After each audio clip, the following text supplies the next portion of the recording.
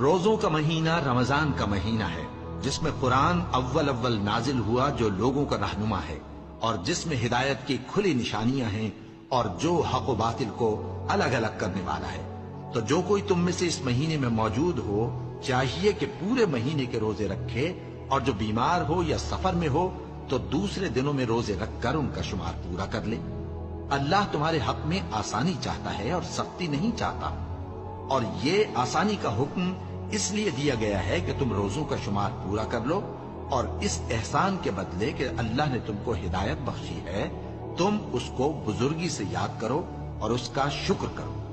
اور اے پیغمبر، جب تم سے میرے بندے میرے بارے میں دریافت کریں تو انہیں معلوم ہو کہ میں تو تمہارے پاس ہی ہوں۔